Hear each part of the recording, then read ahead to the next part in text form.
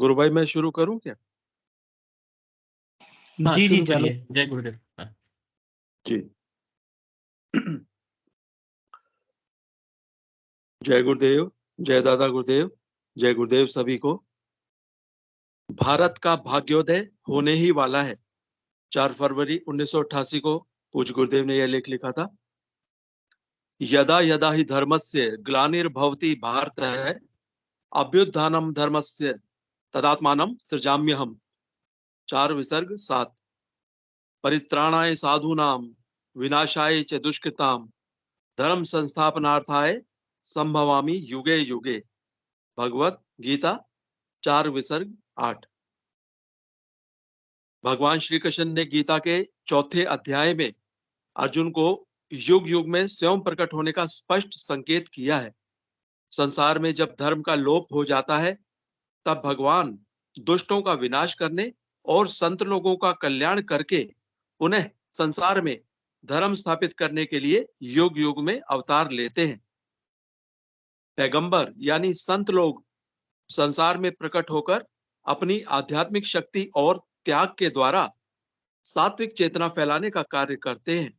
संतों के उपदेशों से जब काम चलना बंद हो जाता है और संसार में पूर्ण रूप से तामसिक शक्तियों का साम्राज्य स्थापित हो जाता है, ऐसी स्थिति में भगवान अवतार लेते हैं। संसार भर से पूर्ण रूप से तामसिक शक्तियों का सफाया करके और सात्विक शक्तियों का एक छत्र साम्राज्य स्थापित करके स्वयं अपने धाम को पधार जाते हैं। संसार में पूर्ण शांति और सात्विक शक्तियों का साम्राज्य भगवान के अवतार के बिना संभव नहीं है। स्वयं अवतार लेने से पहले कुछ ऐसे संतों को भेजते हैं जो भगवान के अवतार के संबंध में भविष्यवाणियां करते हैं।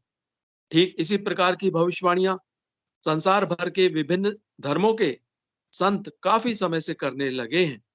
मोटे तौर पर सभी एक ही बात कहते हैं कि वह शक्ति भारत के उत्तर भाग से प्रकट होकर अपने क्रमिक विकास के साथ इस सदी के अंत तक पूरे संसार को अपनी तरफ आकर्षित कर लेगी।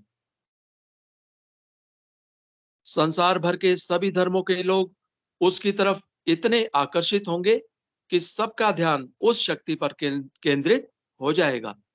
सारे संसार के लोग उसके आदेशों का पालन करने लगेंगे। इस प्रकार 21वीं सदी में संसार भर में इस शक्ति के प्रभाव से सात्विक शक्तियों का साम्राज्य स्थापित हो जाएगा और भारत पुनः अपने जगत गुरु के पद पर आसीन होकर मानव मात्र अर्थात जीव मात्र के कल्याण हेतु कार्य प्रारंभ कर देगा। जय गुरुदेव, जय दादा गुरुदेव, जय गुरुदेव सभी को। जय गुरुदेव। अध्यात्म विज्ञान सत्संग केंद्र जोधपुर के नियमानुसार चलने वाले इस कार्यक्रम में आप सभी गुरु भाइयों एवं गुरु बहनों का हार्दिक स्वागत है। हम इस कार्यक्रम में सुबह और शाम को जुड़ते हैं। सुबह का समय हमारा 5:15 से लेके 5:30 तक हम लोग ध्यान करते हैं और 5 बजे से लेके हम लोग गुरुदेव की स्पीच सुनते हैं। इसके बाद शाम के समय 7 बजे से गुरुदेव की स्पीच चलाते हैं हम लोग और करीब 7:25 तक हम लोग गुरुदेव की स्पीच सुनते हैं और उसके बाद 5 मिनट के लिए सामूहिक नाम जप होता है। सामूहिक नाम जप के बारे में गुरुदेव फरमाते हैं कि बड़ा फायदा मिलता है और उसके बाद 7:30 से लेके 7:45 तक सामूहिक ध्यान करते हैं। इस कार्यक्रम का उद्देश्य हम सब जानते हैं कि सामूहिक नाम जप करना और सामूहिक ध्यान करना है। गुरुदेव फरमाते हैं कि सामूहिक नाम जप करने से और सामूहिक ध्यान करने से अलग ही एनर्जी होती है, ज़्यादा एनर्जी होती है। उसका प्रभाव हम सभी लोग जब ध्यान करते हैं तो हम फील कर पाते हैं। और उसके बाद 7:45 के बाद में गुरुदेव की दिव्य लेखनी जैसी अभी हुई है वो सुनते हैं हम सब लोग। गुरु भाई एक बोलते हैं और हम लोग उसका आनंद उठाते हैं। उसके बाद हम लोग जो भी एक्सपीरियंस होते हैं, अनुभव होते हैं, प्रश्न होते हैं, जिज्ञासा होती है, उसको शेयर करते हैं। इस कार्यक्रम पे सभी लोगों का उतना ही सभी लोगों की ठीक सभी लोगों इसके अंदर सहभागिता रहती है और सभी लोग इसमें सहभागिता के साथ अपना कार्य और जिम्मेदारी निभाते हैं और सब इसमें अपना योगदान देते हैं। तो ये कार्यक्रम पूर्ण रूप से सभी गुरु भाइयों के द्वारा और गुरु भाइयों के लिए ही चलता है। तो कार्यक्रम की शुरुआत करते हैं हम लोग। इसमें गुरुदेव की फ़िलॉसफ़ी पे अपन आएँगे। जब तक जो भी गुरु भाई बोलना चाहें, अपना जो भी जिज्ञासा रखना चाहें, प्रश्न रखना चाहें, उनका स्वागत करूँगा, वो आएँ और मंच को साझा करें। इसी बीच में जो भी नए गुरु भाई जुड़े हैं या वीडियो के माध्यम से नए गुरु भाई इस कार्यक्रम को देखते हैं, उनके लिए मैं आपको शॉर्ट में गुरुदेव का दर्शन बताना चाहूँगा कि गुरुदेव एक संजीवनी मंत्र देते हैं। गुरुदेव बोलते हैं कि ये एक संजीवनी मंत्र है, येट टू रिवील। ये एक ऐसा मंत्र है जो कि अभी तक एक ऐसा रास्ता है कि जब आप नाम जप करेंगे येट टू रिवील, तो आप एक नए रास्ते की तरफ चलेंगे। इसे हम आध्यात्मिक रास्ता भी कहते हैं। इसे तो इसके अंदर हमें गुरुदेव संजीवनी मंत्र के का मानसिक जप करने के लिए फरमाते हैं और उसके साथ-साथ ही 15 मिनट सुबह और 15 मिनट शाम को ध्यान करने के लिए बोलते हैं। इससे गुरुदेव ऐसा बोलते हैं कि कुंडलिनी शक्ति जो आपके शरीर के अंदर होती है, हर व्यक्ति विशेष के अंदर एक कुंडलिनी शक्ति होती है। जैसे आप आपकी अंग्रेजी भाषा में मदर ऑफ यूनिवर्स भी बोलते हैं। वो कुंडलिनी शक्ति जागृत होके आपके मन, प्राण और बुद्धि को कंट्रोल में लेके ध्यान के दौरान स्वयं योगी क्रियाएँ करवाते हैं। तो ये एक बहुत सिंपल सा दर्शन है, इससे बीमारियाँ दूर होती है, इससे नशे दूर होते हैं, इससे आपकी कोई भी तकलीफ हो, चाहे वो आपकी शारीरिक हो, चाहे वो मानसिक हो, वो इससे दूर होती है। इसके साथ-साथ ही जो ईश्वर को जिसे हम ईश्वर का पाठ बोलते हैं कि गुरुदेव ऐसा फरमाते हैं कि ये जो ईश्वर प्रत्यक्ष अनुभूति का विषय है, कथा प्रवचन का नहीं। तो इसमें हम सब गुरु भाई और गुरु बहन इस चीज़ को रियलाइज़ करते हैं कि वास्तव में ही ईश्वर है और ईश्वर अपना कार्य करता है और उसकी जो परसेंटेज है, जिसे हम गुरुदेव बोलते हैं कि देवता भी इंसान के अंदर होता है और दानव भी इंसान के अंदर होता है। यदि आप किसी तरीके से देवता के पार्ट को बढ़ा देते हैं, तो तकलीफ़ें नहीं होती है और किसी तरीके से दानव के पार्ट को आपके शरीर में यदि उसकी मात्रा बढ़ जाती है, तो आपकी तकलीफ़ें बढ़ती हैं। इसे हम बीमारी के रूप में देखते हैं या किसी भी बीमारी के रूप में या किसी भी तकलीफ़ के रूप में इंसान को होती है। मैं अब गुरु भाइयों से रिक्वेस्ट करूँगा, गुरु बहनों से रिक्वेस्ट करूँगा कि कार्यक्रम को शुरू करें। यदि कोई नए गुरु भाई जुड़े हैं, तो प्लीज़ आएँ और मंच को साझा करें।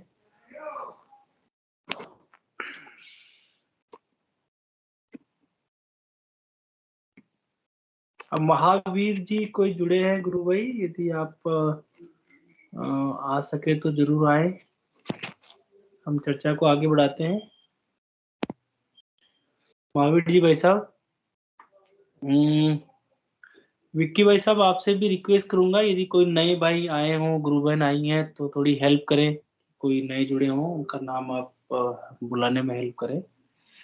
हुँ, तब तक हम चर्चा करते हैं कि ये जो गुरुदेव का कार्यक्रम है, ये जो अपना ऑनलाइन सेशन होता है, इसके उद्देश्य सिंपल से हैं, सामूहिक नाम जप करना है और सामूहिक ध्यान करना है और जो हमें जो रियलाइज़ेशन होते हैं, जो हमें अनुभूतियाँ होती है, जो हमारा आनंद होता है, उसको हम और ज़्यादा बढ़ाएँ। जी, राजेंद्र भाई साहब आपका स्वागत है, आप बोलना चाहें तो? राजेंद्र जी भाई साहब कहाँ से जुड़ते हैं? कब से ध्यान कर रहे हैं? आपका स्वागत है प्लीज़।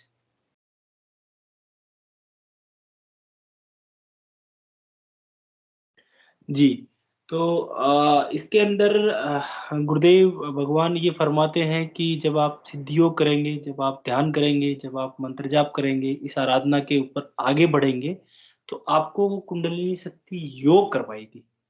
तो यहाँ पे आज योग का जो मतलब है, केवल फिज़िकल एक्सरसाइज़ से व्यक्ति समझता है। जैसे आजकल पॉपुलर योगाज़ हैं, वो फिज़िकल मतलब हठ योग करवाते हैं। बट इसमें गुरुदेव बोलते हैं कि वो असली योग नहीं है। असली योग तो वो है जो कुंडलिनी शक्ति जागृत हो और वो भी किसी सिद्ध गुरु के कंट्रोल में। वो कुंडलिनी जागृत होती है, आपके शरीर की आवश्यकता अनुसार, शरीर की आवश्यकता का मतलब यहाँ पे ये है कि यदि बॉडी के अंदर कहीं भी कोई तकलीफ है, कोई समस्या है, तो उसका योग वो कुंडलिनी शक्ति करवाएगी।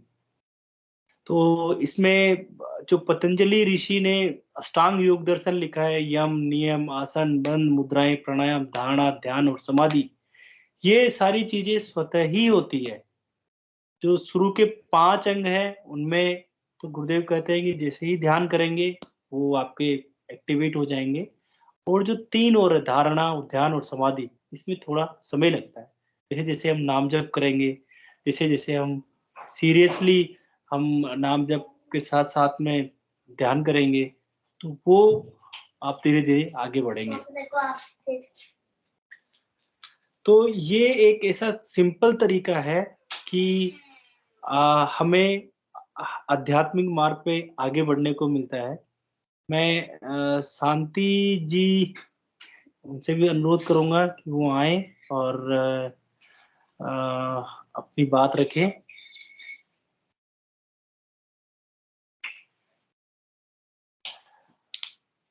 जी, शांति जी आपका स्वागत है। ठीक है, तब तक हम चर्चा कर रहे थे कि कुंडलिनी शक्ति कैसे हमारे शरीर में फ़ायदा पहुँचाती है। तो आज का मैं यही टॉपिक रखूँगा कि जिसे कुंडलिनी शक्ति बोलते हैं, जिसे जगत जननी बोलते हैं, जिसे माँ बोलते हैं, वो हर एक व्यक्ति के शरीर में होती है, हर एक इंसान के शरीर में होती है। तो वो जब सिद्ध गुरु जैसे हमारे गुरुदेव भगवान श्री रामलाल जी शियाग हैं, वैसे ही यदि कोई सिद्ध गुरु होते हैं, तो वो जब उनकी फ़ोटो से ध्यान करते हैं, उनकी फ़ोटो से जब हम ध्यान करते हैं तो एक श्लोक हम लोग बोलते भी हैं कि ध्यान मूलम गुरुर मूर्ति, कि जो ध्यान किया जाता है वो गुरु की मूर्ति का किया जाता है। पूजा मूलम गुरुर पदम, मंत्र मूलम गुरुर वाक्यम, मोक्ष मूलम गुरुर कृपा। तो जो मंत्र सुना जाता है वो गुरु की आवाज़ में सुना जाता है, और जो मोक्ष मिलता है केवल गुरु की कृपा से ही मोक्ष मिल जाता है। तो यहाँ पे ये प्रूव होता है, यहाँ पे ये प्रमाणित होता है कि गुरुदेव जो हमें तरीका बता रहे हैं, उसमें हम यहाँ पे गुरु का ध्यान करते हैं, और जैसे ही हम गुरु का यहाँ पे ध्यान करते हैं, वो कुंडलिनी शक्ति, वो जगत जननी, वो माँ, वो राधा, माँ जगदम्बा चेतन हो जाती है, और आपके शरीर को, पूरे शरीर को चेतन करके वो आपके शरीर की आवश्यकता अनुसार योगिक क्रियाएँ करवाती है। ऐसा बोलते हैं कि जब यहाँ जिसे हम कंठकूप बोल रहे हैं, इसके बाद योगिक क्रियाएँ संभव नहीं है, तो वो कुंडलिनी शक्ति प्राणायाम करवाती है। तो ये जो अभी बताया गया कि अष्टांग योग दर्शन है, वो पूरा का पूरा गुरुदेव के साधक के अंदर केवल नाम जप से और ध्यान से अपने आप घटित होता है। धर्मेंद्र भाई साहब, आपका भी स्वागत है, आप आएँ और अपनी बात रखें। आज हमारी चर्चा हो रही है भाई साहब कि कुंडलिनी शक्ति का क्या प्रभाव होता है, कुंडलिनी शक्ति कैसे काम करती है, गुरुदेव के सिद्ध योग से कुंडलिनी शक्ति कैसे जागृत होती है, और उसमें उस कुंडलिनी शक्ति को जागृत करने में गुरु की क्या भूमिका होती है, सिद्ध गुरु की क्या भूमिका होती है। गुरु शब्द इस दुनिया के अंदर बहुत ही महत्वपूर्ण शब्द है। गुरु शब्द का मतलब है यहाँ पे कि अंधकार में प्रकाश फैलाना। मनुष्य जो इंसान होता है, वो उसमें बहुत सारी कमियाँ होती है और उसका जीवन अंधकारमय होता है। जैसे ही सिद्ध गुरु उनके जीवन में आता है और वो आराधना करने लगते हैं, तो उनके जीवन के अंदर प्रकाश फैलता है। जब प्रकाश फैलता है, तो वही जो गुरु का कार्य होता है, वो ये होता है कि हमारे अंधकारमय जीवन को प्रकाशमय जीवन में बदलना। जी, प्रवीण जी भाई साहब, आपका स्वागत है, प्लीज़।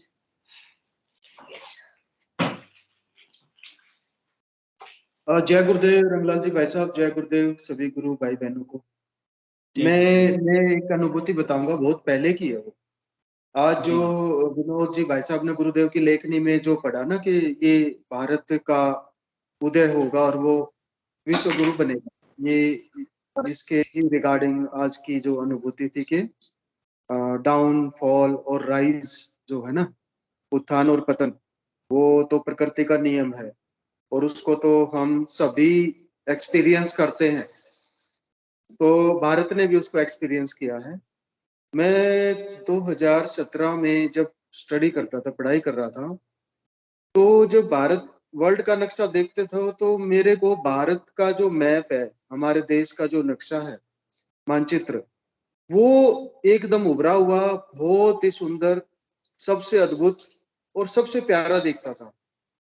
तो वो जब भी मैं बुक खोल के देखता तो मुझे वही वही दिखता, वो सबसे अलग दिखता मुझे मेरा भारत।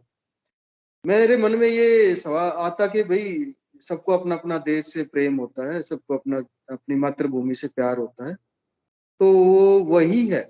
लेकिन वो कंटिन्यू कंटिन्यू उसके बाद में कुछ समय के बाद में वो चीजें दिखनी वो बंद हो गई। मतलब वो उस तरीके की फीलिंग नहीं आई उसके बाद में जो पहले होता था। तो ये गुरुदेव की जो सार्थकता इस लेखनी को सिद्ध करता है, ये मेरी अनुभूति कि वास्तव में ये जो हमारा भारतवर्ष है, ये सदा से ही गुरु रहा है। इसकी लाइफ में भी, लाइफ स्पैन में वो पतन आया कुछ टाइम के लिए, लेकिन ये वास्तव में अपनी प्रकृति है जो इसकी उठने की है, आगे बढ़ने की है, लीड करने की है हमारे देश की। ये हमारे गुरुओं ने, हमारे ऋषि मुनियों ने वैदिक दर्शन में यही ज्ञान दिया है कि भारत ने एक पूरे विश्व को ये मैसेज दिया कि वो भाई मतलब वी आर वन, हम एक फैमिली हैं, हम एक परिवार की तरह हैं। और भारत उसमें हमेशा से इस ज्ञान का जो क्या कहते हैं, गुरुदेव ने भी कहा है कि जो इस ज्ञान रूपी प्रसाद को तो भारत ही हमेशा से बांटता आया है, भारत ही देता आया है और आगे भी भारत ही देगा। तो मैं उस मेरी अनुभूति को इस आज की लेखनी से जोड़ के देखता हूँ। अब तक तो मुझे ये भ्रम था कि मैं वास्तव में ये कि ऐसे ही मन में ख्याल आया होगा कि भारत इतना अच्छा क्यों लगता है मुझे, लेकिन वो वास्तव में वो उसका राइज होना तय है और उसका राइज तो उत्थान होना तो शुरू हो गया है। और गुरुदेव ने कहा कि ये विश्व गुरु होगा, 21वीं सदी भारत की सदी है। तो ये मेरा अनुभूति, मेरे को लगा कि आज बिल्कुल ये ठीक है, जो गुरुदेव की लेखनी है ना, वो कहीं लिंक हो रही है मेरी अनुभूति से। ये मैंने कभी शेयर नहीं किया, मैंने अपने तक ही सीमित रखी है चीजें। और लेकिन आज ये सुन के मुझे लगा कि वास्तव में ये चीजें हैं, ये गुरुदेव ने जो कहा है वो शाश्वत सत्य है वो एकदम। और कुंडलिनी शक्ति के विषय में अगर बात करें तो शक्ति के बिना तो कोई कार्य नहीं होता। गुरुदेव भी कहते हैं कि शक्ति के बिना कोई कार्य नहीं होता। और ये प्रैक्टिकल भी है, साइंस भी मानती है इस चीज को कि हर जगह हमें शक्ति की जरूरत पड़ती है, चाहे कुछ भी करना हो। तो ये ये तो हमारे जो इस भौतिक जो शरीर है इसमें हमेशा से विद्यमान रही है। वो डोरमेंट पोजीशन में रहती है, सुषुप्त अवस्था में।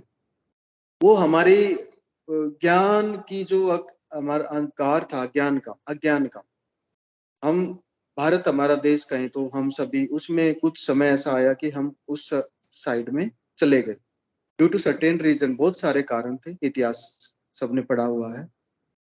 लेकिन वो हमेशा से था, पहले भी ऋषि मुनि, हमारे जो वैदिक दर्शन है वो इस शक्ति, चेतन शक्ति का ही परिणाम है, वो ज्ञान की प्राप्ति। और इसको चेतन करने के लिए तो पहले ऋषि मुनियों के पास इतना लंबा समय वो व्यतीत करते थे तपस्या में, भगवान के ध्यान में। और तो गुरुदेव भी कहते हैं कि ये जो आराधना का समय है, ये अभी इस युग के अनुसार आराधना तय होती है। तो वो सब की मेहनत का, कर्मों का, जो हमारे ऋषि मुनियों के प्रसाद, तपस्या का प्रसाद है ना, वो सब इकट्ठा होके हमें ये प्राप्त हुआ गुरुदेव के सिद्ध योग दर्शन में संजीवनी मंत्र के द्वारा। यानी सिर्फ संजीवनी मंत्र की को सुनने मात्र से, गुरुदेव भगवान की मुख वाणी से सुनने मात्र से हमारी वो मात्र शक्ति चेतन हो जाती है। और रही बात योग और समस्याओं की, तो वो तो कोई बहुत बड़ी बात नहीं लगती। आज जैसे अनुभव के आधार पे बता रहा हूँ मैं तो, कि इस 12-13 साल के अनुभव में ये लगा कि ये बीमारियां ठीक करने के लिए सिद्ध योग नहीं है, ये बीमारियां, समस्याएं से ठीक करने के लिए सिद्ध योग नहीं है। गुरुदेव ने कहा कि मैं बीमारियां ठीक करने नहीं आया, मैं कोई डॉक्टर थोड़ी हूँ। बीमारियां ठीक करेगा, समस्याएं ठीक करेगा, आपके अंदर जो बैठा हुआ वो करेगा। मैं तो उससे आपकी दोस्ती करवा देता हूँ, आप उससे जुड़ जाइए और आप। लेकिन सिद्धयोग का जो परम लक्ष्य है वो तो उस परम सत्ता से मिलना है, उसके उससे साक्षात्कार। वो कौन है, कहाँ है, कैसा है, वो कैसा दिखता है, उसको हम मानते हैं। उसको हम सिद्ध योग के इस पद्धति द्वारा जो गुरुदेव भगवान ने हमें मार्ग दिखाया है, उससे हम उसको जानते हैं, जानना शुरू कर देते हैं। मानने और जानने में दोनों अलग चीजें हैं दोनों। उस प्रभु के से हमारा साक्षात्कार हो जाता है, उसके दर्शन हो जाते हैं, और जब उसके दर्शन हो गए तो हम फिर उसी में समा जाते हैं, उस परम तत्व में, उसी परम तत्व में हम समा जाते हैं। फिर उसके बाद में हमारा इस जो भारतीय जो हमारी योग दर्शन बताता है, जो बार बार आने जाने का जो जन्म मरण का चक्कर है, उससे भी हम मुक्ति पा लेते हैं। तो ये सिद्ध योग हमें उस दिशा में लेके जाता है। खास करके जो नए गुरु भाई बहन है उनकी हम भी उस जब गुरुदेव भगवान से दीक्षित हुए थे, सबसे जो टॉप मोस्ट हमारी प्रायोरिटी थी वो थी ये समस्याओं से समाधान होना। इससे आगे मैं तो मेरा बताऊं तो मैं ज्यादा सिद्ध योग के बारे में नहीं जानता था उस समय तक कि ये क्या, मेरे को तो ये था कि बीमारी ठीक हो जाए बस कैसे भी। लेकिन वो बीमारी ठीक होने के, वो बीमारी तो ठीक हुई, वो तो होनी ही थी, वो तो बहाना था यहाँ प्रभु की शरण में आने का। लेकिन वो साथ में जो ज्ञान हुआ इस बात का कि सिद्ध योग बीमारी ठीक करने का यंत्र नहीं है, समस्या के समाधान का यंत्र नहीं है, और समस्याएं रहित हम हो भी नहीं सकते। वो तो जीवन एक हमारा ना एक मतलब वो बेरस हो जाएगा, नीरस हो जाएगा अगर समस्याएं चली गई तो लाइफ से। समस्याएं जब तक रहती हैं तो हम सोचने की शक्ति रहती है, सृजन करने की शक्ति रहती है, क्रिएटिविटी बनी रहती है, और हम अपनी कैपेसिटी को बढ़ाते हैं ना। हम हमारी जो क्षमता है उसको बढ़ाती है समस्याएं हमारे लिए मानने के लिए समस्याएं हैं, लेकिन हमें नई सोच देती है, नए रास्ते खोलती है। समस्या एक होती है और सॉल्यूशन उसके हजारों होते हैं, तो हम उस सॉल्यूशन की तरफ बढ़ते हैं। फिर प्रॉब्लम को देख के तो एक पॉजिटिविटी की तरफ बढ़ता है हमारा माइंड, सकारात्मकता की तरफ, कि भाई समस्या आ गई लेकिन इसका समाधान भी है, इसका कोई रास्ता भी है। तो वो क्षमता भी डेवलप करता है सिद्ध योग हमारे अंदर। ये समस्याओं के साथ साथ भी हम अपने आप को कैसे एक अच्छे से हम अपने जीवनचर्या को चला सकते हैं और इस रास्ते पे आगे बढ़ सकते हैं। तो ये मेरा बस यही था रंगलाल जी गुरु भाई कहना कि मेरे को मेरी याद आ गई आज वो अनुभूति कि ये वास्तव में ही सत्य है। वो ऐसे ही नहीं दिखता था, लेकिन वो बाद में नहीं दिखा मुझे, तो वो और भी सत्य होता है कि वो अनुभूति थी, नहीं तो मुझे रोज दिखता हो क्या है ना। मेरा देश प्रेम, मेरे हर नागरिक को अपने देश से प्यार होता है, लेकिन वो मुझे बिल्कुल डिफरेंट दिखता था। वो बिल्कुल जैसे सबसे अलग है, वो मेरा जो भारत है वो सबसे अलग है। वो एकदम उभरा हुआ, इतना सुंदर, सब उसके नीचे है जैसे। तो ये गुरुदेव भगवान का जो परचम है ये तो लहराना है, जो उन्होंने उनके शब्द हैं वो तो खाली नहीं जाएंगे, कभी भी नहीं हो सकता, वो संभव नहीं है। जय श्री गुरुदेव रंगलाल जी गुरु भाई। गुरुदेव भाई साहब, ऐसा बहुत अच्छा, हमेशा ही आप बहुत अच्छा फरमाते हैं गुरुदेव के बारे में। और वास्तव में फैक्ट है वैसा कि विश्व गुरु रहा है भारत, और वापस से विश्व गुरु की तरफ अग्रसर हो रहा है। आज हम देख रहे हैं, आज आध्यात्मिक पक्ष भी देखते हैं और भौतिक पक्ष भी देखते हैं। इकोनॉमी आजकल हम देख रहे हैं तो पूरा वर्ल्ड मतलब परेशान है इस सारी चीज़ों से। और वहीं पे इंडिया के अंदर जो ग्रोथ हो रही है, इंडिया के अंदर जो आगे बढ़ाव हो रहा है, इकोनॉमिक भी बढ़ाव हो रहा है, तो हर दृष्टि से बहुत मजबूत बनता जा रहा है भारत। आई थिंक यही सब रीज़न है जो गुरुदेव ने फरमाए हैं। वो मैं रंगलाल जी भाई एक बात और जोड़ना चाहूंगा, आपने बिल्कुल ठीक कहा, बिल्कुल बहुत अच्छी बात बताई आपने ना। हमने कभी भी स्पिरिचुअलिटी को नहीं छोड़ा भारत में, हमने कभी भी एक्सप्लॉयटेशन नहीं किया, मतलब किसी भी रिसोर्स का हो या प्रकृति को तो हमने माँ का दर्जा दिया, प्रकृति को तो हमने वर्शिप किया, हमेशा से पूजा किया प्रकृति को। तो हमने कभी भी प्रकृति का दोहन नहीं किया, एक्सप्लॉयटेशन नहीं किया। भौतिक जो भोगवाद है, भोगवाद के पीछे भारत कभी नहीं रहा, कभी भी। भारत का इतिहास है ये, आज भी नहीं है, वो भोगवादिता के पीछे नहीं है। जो और देशों का जो एग्जाम्पल सामने आता है ना, अगर हम आज के युग की पढ़ाई लिखाई की बात करें तो वो भोगवादी पे, कंजप्शन पे उन्होंने बहुत ज्यादा जोर दिया। रिसोर्सिस का दोहन किया, अपने खत्म हो गए तो फिर दूसरे पे नजर डालते चले गए। ये इस बात का इतिहास भी गवाह है।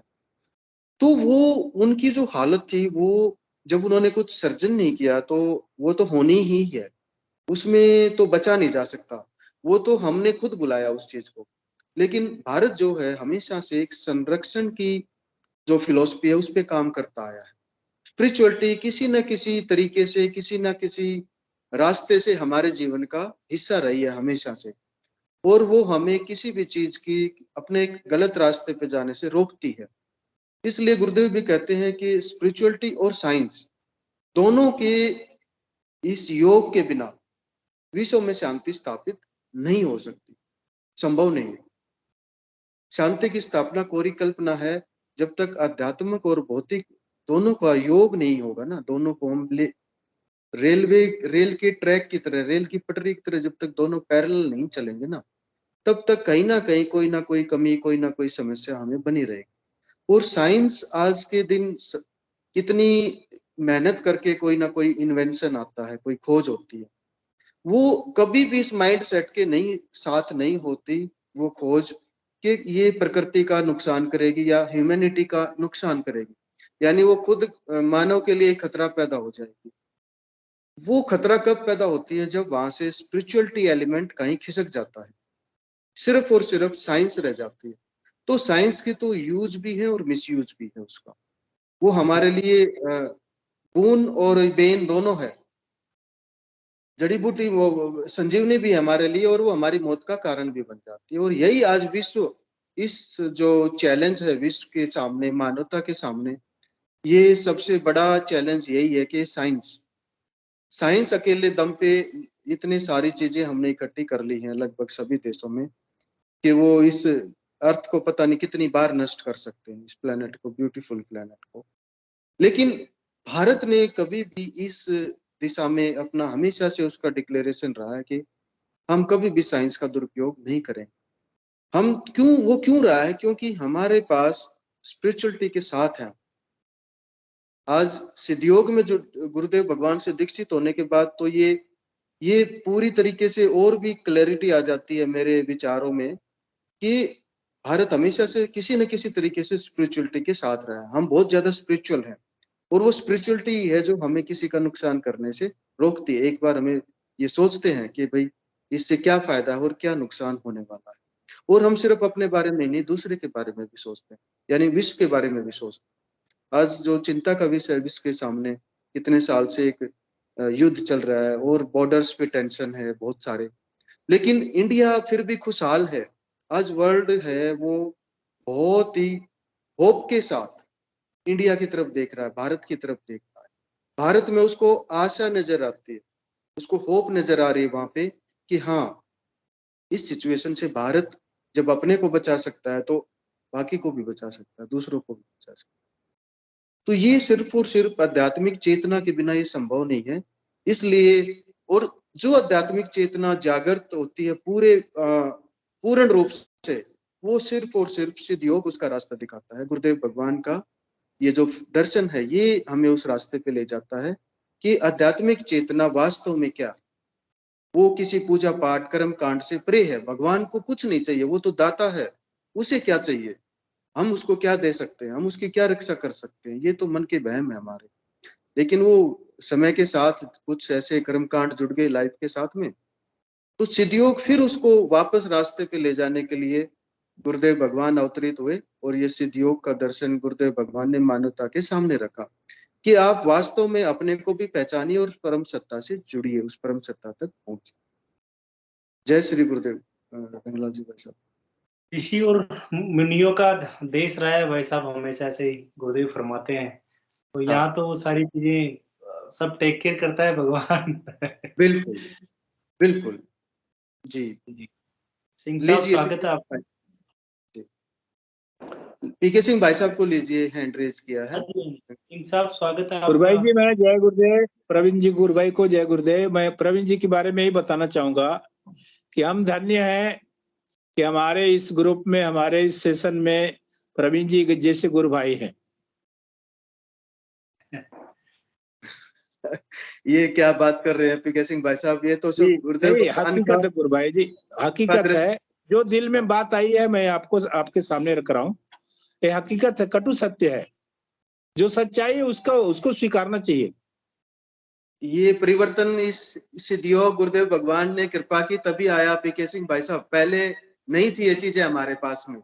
बिल्कुल, देखिए हम इस सेशन से 40-30-40-50 लोग डेली जुड़ते हैं जी। और जो भी मन संचालन करते हैं वो रिक्वेस्ट करते हैं कि कोई भी गुरु भाई आए, तो जी। हमारे अंदर से प्रेरणा आती है। हाँ। तो हमारे अंदर से प्रेरणा आती है। मैं सारे गुरु भाइयों से अनुरोध करूंगा, निवेदन करूंगा पर्सनली कि आप लोग अपने भाव को रखिए मंच पे। आपके भाव से क्या पता कितने लोगों का कल्याण होगा। बिल्कुल बिल्कुल। जी जी। गुरु भाई जी, मैं अपने आप को छुपाता नहीं,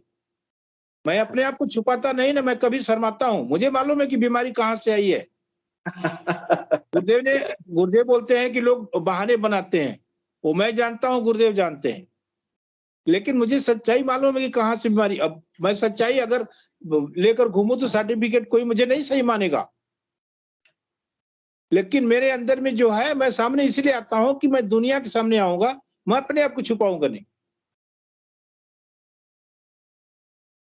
क्योंकि मुझे मालूम है दुनिया जो भी सोचे सोचने दीजिए, मुझे क्या फर्क पड़ता है।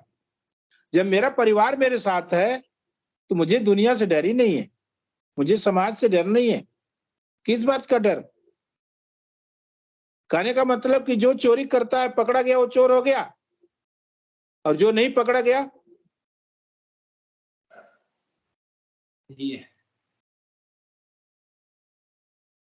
अगर मैं गलत कर रहा हूं तो कहिए गुरु भाई जी।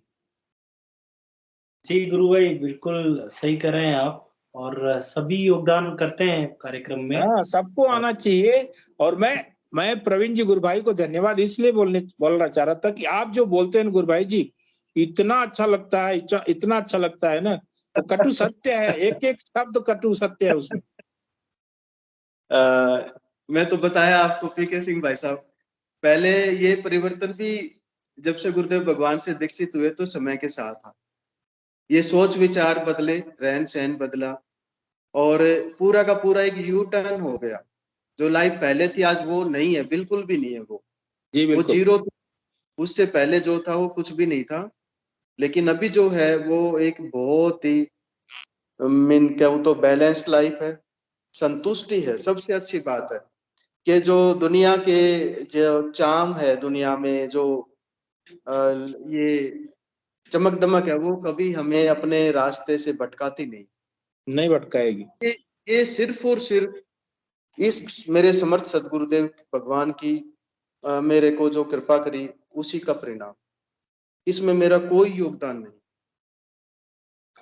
और नहीं, इस चीज पर्सनली को, मुझे इतना अच्छा लगा, आपका वाक्यांश इतना अच्छा लगा कि मेरे मन में आया कि नहीं, गुरु भाई जी को जरूर अप्रिशिएट करना चाहिए।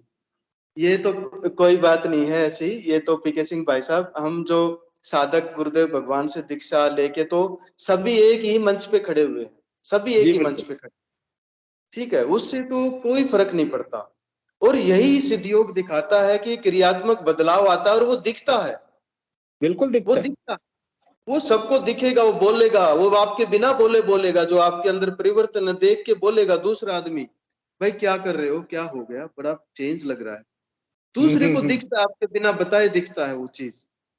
पूरे नीचे से ऊपर तक चेंज हो जाते हो आप, बाहर से भी और अंदर से भी, दोनों तरफ से। आपको फिर वैसा भी, किसी दिखावे की, हाँ, गुरुदेव भगवान जो टेंडेंसीज के लिए बोलते हैं ना, आई थिंक उसका ही अपन लोग डिस्कस कर रहे हैं। अपन लाइव एग्जांपल भी हैं इसके कि टेंडेंसीज चेंज होती है। किसी बिल्कुल छोटी सी आदत को चेंज करना कितनी बड़ी चीज है। गुरुदेव पूरा जो डिवाइन ट्रांसफॉर्मेशन बोलते हैं, मेरे हिसाब से यही step by step divine transformation भी यही होता है। ये 100% ट्रू है रंगलाल जी गुरु भाई। यही ट्रांसफॉर्मेशन का प्रोसेस है कि आपकी बाहर की दुनिया और आपका इनर वर्ल्ड जो अंदर की दुनिया है, परिवर्तन आता है। एक साथ परिवर्तन आता है। जो अंदर जो बाहर हम आज देख रहे हैं ना, वो सब अंदर से ही तो आया, यहीं से तो आया वो। जो आज बाहर दुनिया दिख रही है वो यहीं से आई है। जब वो अंदर से चेंज हो जाएगी ना, अंदर से सुंदर हो जाएगी, सृजनात्मक हो जाएगी, तो वो बाहर की दुनिया भी वैसी ही हो जाएगी, क्योंकि वो सब कुछ निकल के यहीं से आना है।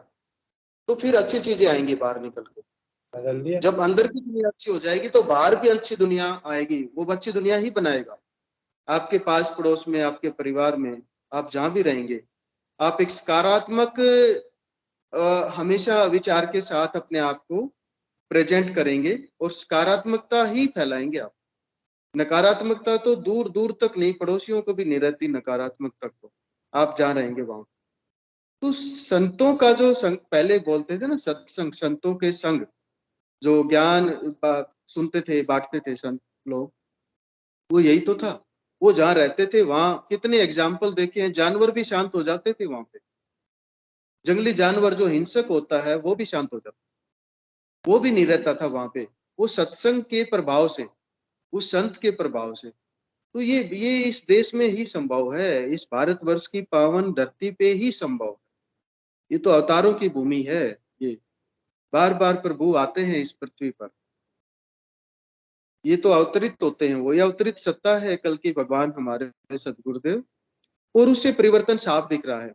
हजारों लाखों करोड़ों आज के दिन शिष्य हैं गुरुदेव भगवान के, जिनमें पूरी पूरी तरीके से उनकी लाइफ में परिवर्तन हो चुकी है। उनकी लाइफ, जीवनचर्या बदल गई, सोचने का तरीका बदल गया, उनकी दुनिया बदल गई, अंदर की दुनिया बदल गई तो बाहर की भी दुनिया में अपने आप चेंज हो जाता है। समस्याएं नहीं रहती, बीमारियां नहीं रहती, और तो और परम सत्ता के नजदीक जाते हैं हम हर रोज। जितना साधना में हम आगे बढ़ते हैं ना, उस परम सत्ता के नजदीक जा रहे हैं, तो एक दिन उनसे साक्षात्कार तो होना ही है। वो डेस्टिनेशन है हमारी, उस पे पहुंचना ही है। ये असंभव है बीच में रुकना सिद्धियों की। ये जो हमारी ट्रेन है ना, ये वहीं लेके जाती है, इसका बीच में कोई स्टॉपेज नहीं है इसका।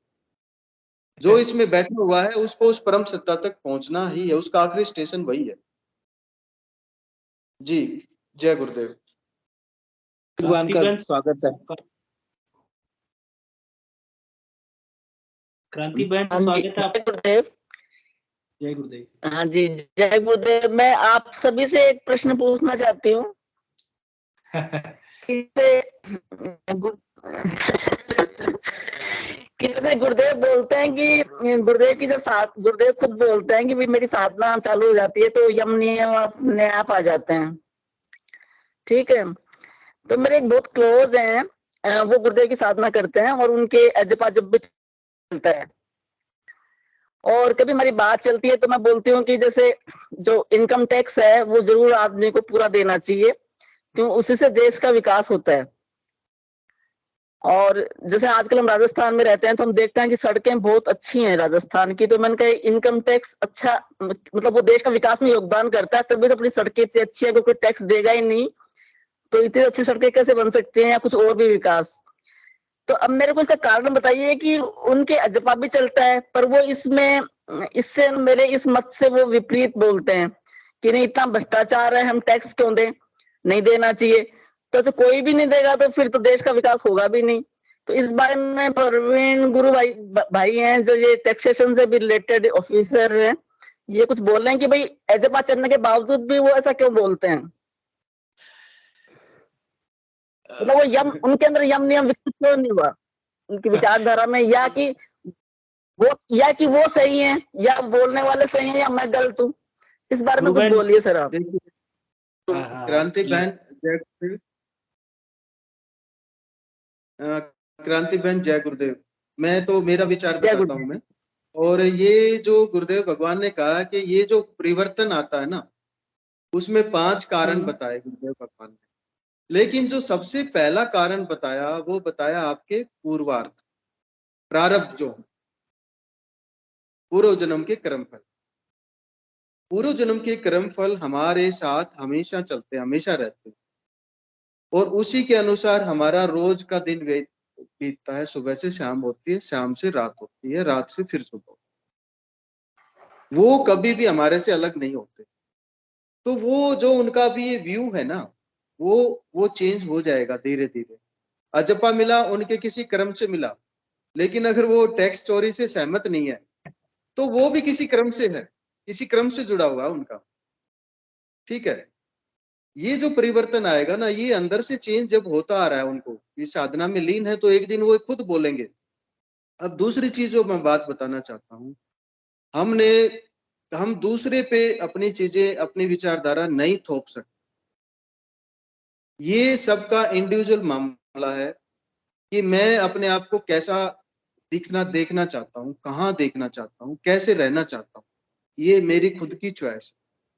क्या मैं टैक्स चोरी करना चाहता हूँ या मैं मेरा टैक्स पूरा देना चाहता हूँ, ये मेरी चॉइस।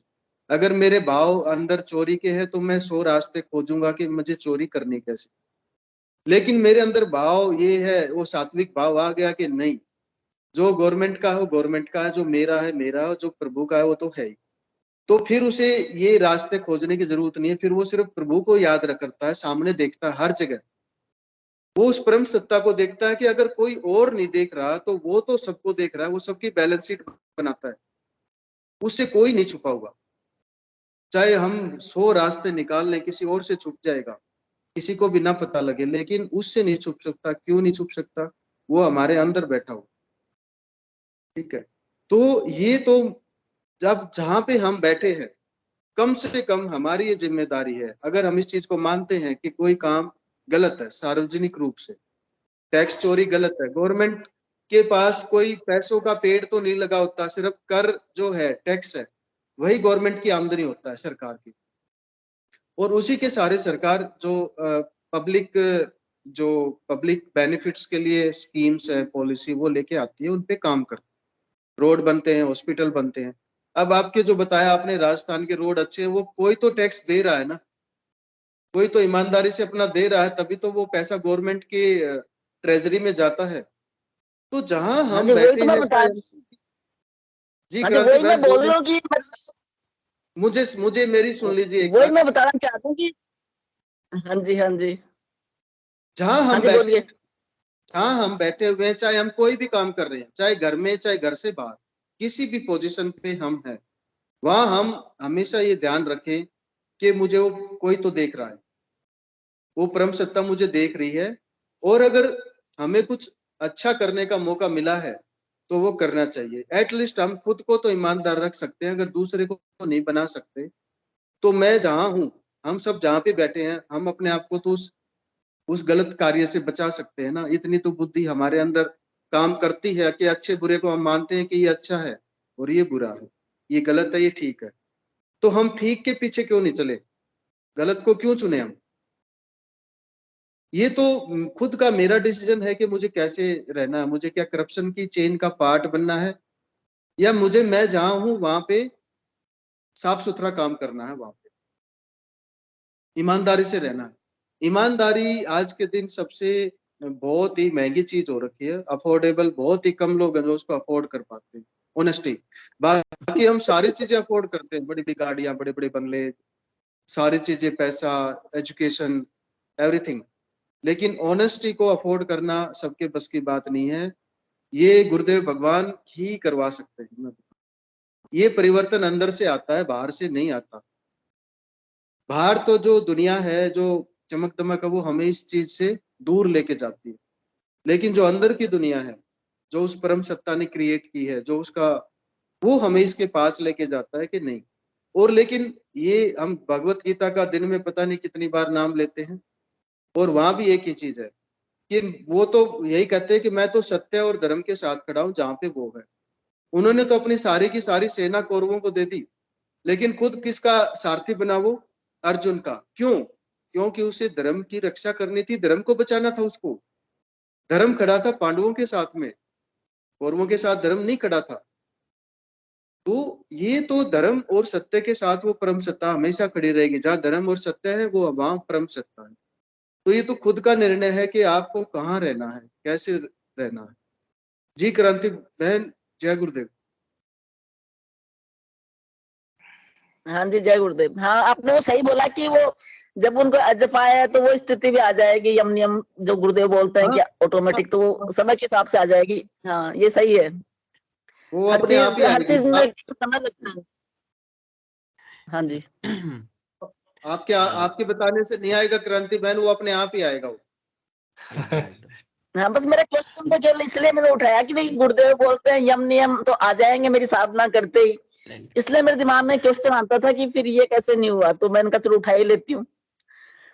बहुत अच्छा प्रश्न था क्रांति बहन, बहुत ही अच्छा, बहुत ही अच्छा। आपने बिल्कुल आज मौका था ये प्रश्न का आपके का। आज आपने जो डिस्कशन हमारा चल रहा था ना, वो यही चल रहा था। और आपने बिल्कुल मतलब आपने अपनी समस्या को नहीं, दूसरे की समस्या को उठाया। सबसे अच्छी बात ये है कि अपनी समस्या तो हम रोज रोते हैं, ये हो गया वो हो गया, लेकिन आपने दूसरे की समस्या को कि ये कैसे परिवर्तन हो। तो ये तो क्रांति बहन खुद का निर्णय है कैसे है ये परम सत्ता। अगर वो इस रास्ते पे बनाए रखेगी ना उनको, तो वो देखना एक दिन वो आपको खुद ही बताएंगे कि मैं पूरा टैक्स पे करता हूँ मेरा।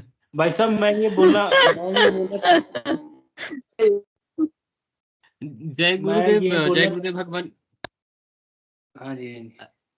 हाँ, इस विषय में थोड़ा सा बोलने का मन कर रहा है। हाल ही में हाल में हुआ क्या, बहुत छोटी सी, जैसे बोले कि सब वृत्ति जो है अंदर से चेंज होता है। तो क्या था, मैं अपना स्टोर्स में गया, मैं जो ऑफिस का स्टोर्स में गया, तो मुझे शार्पनर की बहुत ज़रूरत थी। तो नोट्स वगैरह पुटअप करना पड़ता, तो शार्पनर की ज़रूरत पड़ती। तो एक शार्पनर देखा, एक ही पड़ा हुआ है, तुरंत उठा लिया बिना पूछे। फिर बाद में क्या हुआ, अंदर से आया कि नहीं नहीं ये गलत है, रख दो। जो स्टाफ है, जो ये है, उनको मैंने फिर से बोला कि एक शार्पनर है क्या स्टोर में? तो बोले नहीं है, इसमें नहीं है। तो मैंने उनको बोला कि एक तो दिख रहा है। नहीं, फिर बोले वो तो दिख रहा है लेकिन मेरा सिस्टम में नहीं है, मैं आपको कैसे दूं, एक अलग से पड़ा हुआ है। तो मैंने बोला ठीक है, लेकिन मैंने पहले उठा लिया था। एक बार उठाया, दो बार उठाया, फिर अंदर से आ रहा नहीं ये गलत है, गलत है, रखो रखो, इसको रखो। तो मैंने रख दिया। फिर जाते वक्त मैंने जब उनको पूछा कि मुझे जरूरत था, अब क्या करें, तो उन्होंने चुपचाप मेरे को दे दी कि आप लेके चले जाइए और बोलने की जरूरत नहीं है। तो मेरा कहने का मतलब ये है कि मतलब बहुत छोटी सी घटना है, लेकिन ये जो गलत सही ना, ये अंदर से आता है, ये गलत है, ये गलत है, वही है। बिल्कुल, बहुत बढ़िया। और बिल्कुल वो रोका जाता है, चाहे जितनी छोटी से छोटी कारें भी होगी, शायद एक शार्पनर है, शायद कुछ ज्यादा कुछ नहीं है, लेकिन अंदर से रोका जाता है कि ये गलत है, आप इशारा पूछ के हमें लो। आ जाता है, इशारा अंदर से हमें मिल जाता है। और वो परम हाँ, सत्ता जो हमारे अंदर बैठी हुई है, जो गुरुदेव हमारे अंदर बैठे हुए हैं, वो हमें इंडिकेट करते हैं इसकी तरफ। ठीक है, वो बिल्कुल प्रारब्ध आते हैं, हमारे मन की स्थिति आती है, हम उसका पालना किस तरीके से करते हैं, कितनी सीरियसनेस के साथ करते हैं। डेफिनेटली ये परिवर्तन गुरु भाइयों में बहुत ज्यादा आ रहा है। मैं यही कहूंगा, मैं भी इसका लाइव एग्जांपल हूँ। और जितने गुरु भाई मिलते हैं, बहुत सारे हम सभी के अंदर, ठीक है, किस लेवल पे कौन गुरु भाई कितना फॉलो कर रहा है वो अलग चीज है। बट बदलाव आ रहा है। आज के 10 साल पहले की स्थिति और आज की स्थिति में रात दिन का फर्क है, रात दिन का फर्क है ना। एकदम गुरु भाई, अंदर से जो होता है, अंदर से रोका जाता है कि ये गलत है, और बिल्कुल। बोला जाता है बार बार, एक बार नहीं, अंदर से जैसे आता कि ये गलत हो रहा है, गलत है, गलत है। तो उस 2-3 मिनट 5 मिनट लगता है, लेकिन उस वृत्ति से हम हटके आ जाते हैं, फिर नहीं ये गलती है, किस वापस आ प्रकार जाते हैं। से हमारी वृत्तियां चेंज हो रही है, उस सबके हम सब लोग लाइव एग्जांपल है। यदि कोई गुरु भाई 1 महीने से कर रहा है, तो उसको लगेगा कि वो एक दिन जब उसने शुरू किया था, जब उसकी मन की स्थिति क्या थी और आज उसकी मन की स्थिति क्या है। ठीक उसी तरीके से 1 साल पहले जिसने किया था या 10 साल पहले जो कर रहा था, वो डिफरेंशिएट कर पाता है कि वास्तव में ही कितना बदलाव है हमारे अंदर। और उसके एग्जाम्पल्स अपन है। ठीक है गुरु भाई, बहुत अच्छा लगा। प्रवीण जी भाई साहब, पीके सिंह भाई साहब ने एडिफिकेशन कर ही दिया है आपका। बहुत अच्छा रहा आपका डिस्कशन। ऐसा दिल कुछ से। नहीं रंगला भाई, ऐसा ये तो हाँ, सब प्रभु की कृपा है। जी जी जी जी जी। चलो, जी। कार्यक्रम का समय हो गया गुरु भाई। मैं यही रिक्वेस्ट करूंगा कि आप जुड़ते रहें नियमित रूप से। कल पीके सिंह भाई साहब रहेंगे, तो डेफिनेटली और चर्चा आगे बढ़ाएंगे। जय गुरुदेव, गुरुदेव जय कोई ना कोई नया विषय उठाएंगे कल। इंगू भाई साहब, स्वागत है आपका, प्लीज। जय गुरुदेव सभी को। जय गुरुदेव।